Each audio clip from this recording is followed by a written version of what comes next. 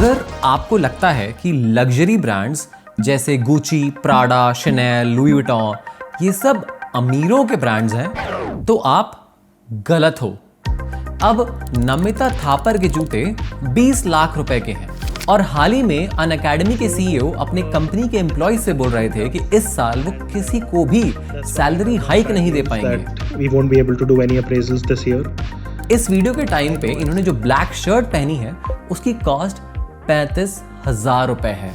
पर अगर आप असली रिच एंड वेल्दी लोगों को देखोगे, जैसे बिल गेट्स जो एक जमाने में वर्ल्ड्स रिचेस्ट आदमी थे, या एलॉन मस्क जो आज वर्ल्ड्स रिचेस्ट आदमी है, या फिर Amazon.com के फाउंडर जेफ बेजोस जो सेकंड रिचेस्ट इंसान है वर्ल्ड के आज, ये लोग ये सो कॉल्ड लग्जरी ब्रांड्स और लोगोस के पीछे नहीं भागते।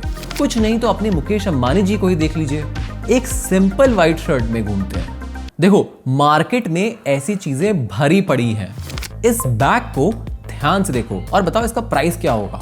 1,94,000 रुपीज। अच्छा, इसका प्राइस 1.5 लाख रुपए है। और ये हैंडबैग का प्राइस आप गेस कर सकते हो, ये हैंडबैग 32,000 रुपए का है। अगर आपको लग रहा है कि लड़कों में इतनी महंगी चीजें नहीं होती हैं, तो ये वॉलेट पे ध्यान दो। ये वॉलेट है 35,000 रुपीज का और ये जीन्स पड़ेगी आपको लगभग 60,000 रुपीज की। बट आज मैं आपको ये बताने जा रहा हूं कि ये जो कंपनीज हैं ये actually Bill Gates, Elon Musk, Jeff Bezos जैसे सुपर रिच को बेचना चाहती भी नहीं है। LVMH कंपनी का नाम आपने सुना है?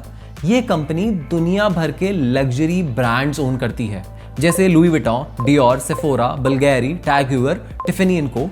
इसके CFO ने खुद कहा है, we don't sell products to rich people, it is to people who have money and want to indulge themselves. The advantage of this cohort is much much bigger. और सोचने वाली बात यह है कि अगर ये कंपनीज सिर्फ और सिर्फ अल्ट्रा रिच को ही अपना सामान बेचें, तो ये कितना ही सामान बेच पाएंगी। अल्टीमेटली ग्रो करने के लिए और हजारों करोड़ों रुपए का रेवेन्यू करने के लिए इन्हें अपर मिडिल क्लास को भी टारगेट करना पड़ेगा। ये ऐसे लोग हैं जो बहुत ही ज्यादा अल्ट्रा अमीर तो नहीं है, पर हाँ ठीक ठाक पैसा है इनके पास। ऐसे लोग ये लग्जरी प्रोडक्ट्स खरीद कर दुनिया को ये दिखाते हैं कि हाँ, I have made it in life, I have achieved something in life.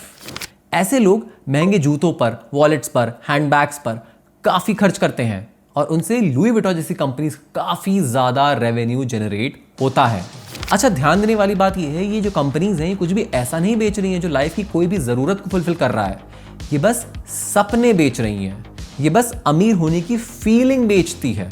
Psychologically speaking आपके मन में ये फीलिंग पैदा करती है कि हाँ, हमने भी जिंदगी में कुछ उखाड़ा है। सेम स्ट्रैटेजी एप्पल यूज करती है अपने आईफोन्स को बेचने के लिए। पहली जॉब लगते ही कुछ महीने पैसा बचा के जब कोई आईफोन खरीदता है तो उसकी फीलिंग बड़ी गजब की होती है। बट वो फीलिंग नए आईफोन की नहीं होती है, वो फीलिंग होती है हाँ, हमने कुछ तो जिंदगी में अच्छा किया है और इतना पैसा कमाया है कि आज हम एक आईफोन अफोर्ड कर पाए या खरीद पाए। इसी सपने और इसी नीड फॉर वैलिडेशन पे ये लग्जरी ब्रांड्स आपको महंगा महंगा सामान बेचती हैं। इनफैक्ट इंडिया में तो 70% आईफोन EMI पे ही बिकते हैं। बट एक बार टेक अ पॉज एंड देखो ये लग्जरी कंपनीज क्या स्ट्रैटेजी यूज कर रही हैं। 2008 से पहले तक लग्जरी ब्रांड्स सिर्फ वेल्दी कम्युनिटीज में अपना एडवर्टाइजमेंट करती थी, जैसे कुछ इवेंट्स को स्पॉन्सर कर लिया या फिर मैगजीन में अपना एड दे दिया। 2008 में पहली बार LV यानी लुई विटॉन ने अपना टीवी पे एड चलाया, where will life take you. तब से नॉर्मल जनता के दिमाग में भी एक लग्जरी का नया स्टैंडर्ड सेट होने लगा। देखो हाँ, मैं लुई विटॉन से कुछ खरीद सकूं, मुझे उस लायक बनना है, मुझे उतना पैसा कमाना है। जो ऐसी फीलिंग्स होती है ना, ये पब्लिक के बीच में सेट होने लगी।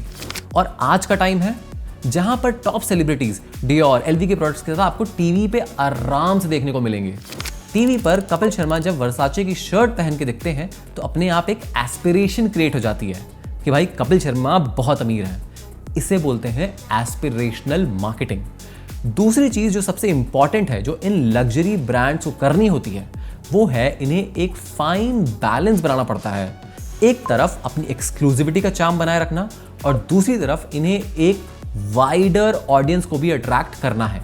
अच्छा, आप बताओ, मान लो आपने 10,000 टी-शर्ट्स बना दी पर उसमें से सिर्फ 6,000 ही बिकी, तो बाकी बची 4000 टी शर्ट्स का आप क्या करोगे? आप उसे डिस्काउंट पे बेचोगे या फिर 1+1 जैसा ऑफर कुछ निकाल के बेच दोगे ताकि टी शर्ट में जो आपने पैसा लगाया उसका कुछ पैसा आपको वापस मिल जाए। ईयर एंड होते ही आपने पूमा, एडिडास जैसे ब्रांड्स की सेल देखी होगी, बहुत अच्छी अच्छी डिस्काउंट्स आपको मिल जाएंगे। बट मान लो आपने अब वही 10,000 टी शर्ट्स गुची की बना दी, उस पर गुची का लोगो लगा दिया और 6,000 उसमें से बिक गई और 4,000 नहीं बिकी। Same scenario. ऐसे में क्या ये कंपनीज अपनी बची हुई इन्वेंट्री पे डिस्काउंट देके निकालेगी? नहीं, वो लिटरली बची हुई टी शर्ट्स को जला देगी ताकि वो ना बेचे और ना कोई और बेच पाए। 2018 में बर्बरी ने 280 करोड़ का माल जला दिया क्योंकि वो बिका नहीं था और उन्हें उस पर डिस्काउंट देना नहीं था। कार्टियर एंड मॉब्लैंक ने 2018 में 5,000 करोड़ की घड़ियां क्रश करके फेंक दी। इससे ये कंपनीज मार्केट में एक्सक्लूसिविटी मेंटेन कर पाती हैं और अपने प्रोडक्ट्स का हजारों लाखों रुपए चार्ज कर पाती हैं और लोग इस एक्सक्लूसिविटी के चक्कर में इतने पैसे इन कंपनीज को दे भी देते हैं। नाइकी जैसी कंपनी तो एक और टैक्टिक यूज करती हैं, वो जानबूझ के चीजें ही कम बनाती है।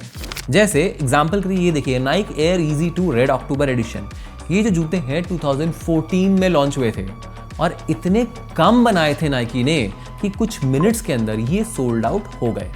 जब ऑफिशियल रिलीज हुए थे तो $250 यानी लगभग 20,000 रुपए के थे, पर आज ये 8 लाख रुपए के बिकते हैं। टीवी पे आपको सेलिब्रिटीज नाइकी के लाखों के जूते पहने हुए दिख जाएंगे आराम से। इससे आपके मन में आ जाएगा कि भाई नाइकी काफी प्रीमियम ब्रांड होता है। अब 2 लाख तो नहीं है मेरे पास जूतों पे खर्च करने के लिए, लेकिन मैं नाइकी का जो 10,000 रुपए का जूता है उसको तो खरीद सकता हूं ना, तो मैं वो खरीद लूंगा। सडनली वो नाइकी का जो 10,000 रुपए का जूता है अब वो मुझे अफोर्डेबल लगने लगेगा। इस प्रोसेस को समझो, इस प्रोसेस को बोलते हैं मैन्युफैक्चर्ड एक्सक्लूसिविटी। ऐसा नहीं है कि नाइक और शूज बना नहीं सकता, वो हजारों करोड़ों जूते बना सकता है, बस वो बनाता नहीं है ताकि एक्सक्लूसिव रहे ब्रांड और आपको एक्सक्लूसिव फील हो। जनरली जो इंसान होता है वो अपने फ्रेंड सर्कल से, अपने कलीग से, अपने पड़ोसी से, इनके थ्रू ही अपनी हैसियत मेजर करता है।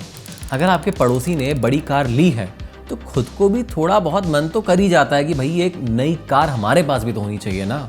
और देखो, ऐसा भी नहीं है कि जो लग्जरी प्रोडक्ट्स हैं मार्केट में, जिनकी ब्रांड्स की मैंने बात करी, वो कुछ बहुत अच्छे क्वालिटी में होते हैं।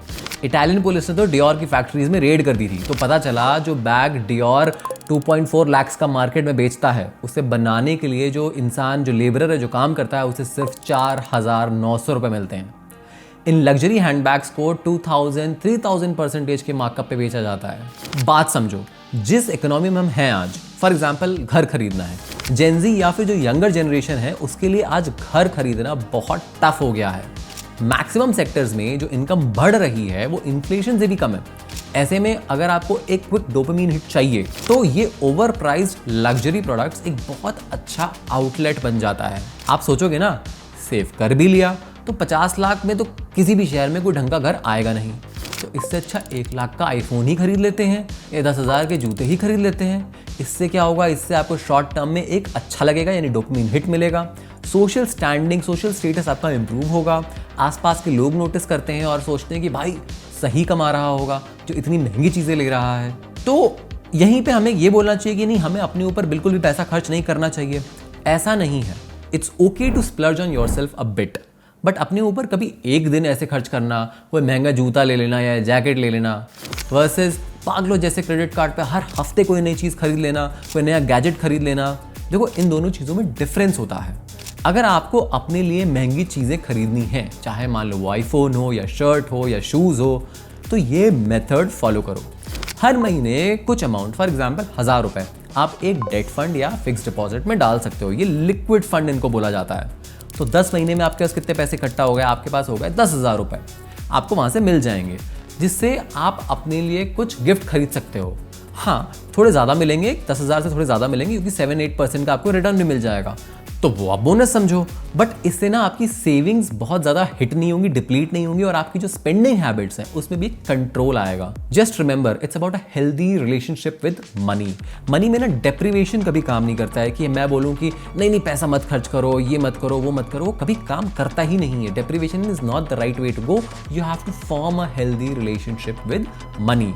Now, one of the most common ways to manage personal finance is to follow 50-30-20 rule. ये बहुत ही फेमस रूल है। इसमें जो आपकी सैलरी है उसका 50% पैसा आपकी नीड्स में खर्च करोगे आप, 30% पैसा अपनी वांट्स में खर्च कर सकते हैं और 20% पैसा जो बचा हुआ है उसे आपको इन्वेस्ट करना है।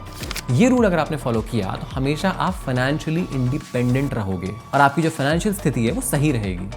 इस रूल के साथ 6 रूल्स और हैं जो आपको जरूर पता होने चाहिए, चाहे आप किसी भी एज ग्रुप के हो, जिसके लिए आप यहां पर क्लिक कर सकते हो और आप ये मेरा वीडियो देख सकते हो। आई होप आपको ये वीडियो पसंद अगर आया तो do like, share and subscribe. मिलते हैं अगले वीडियो में। Thank you.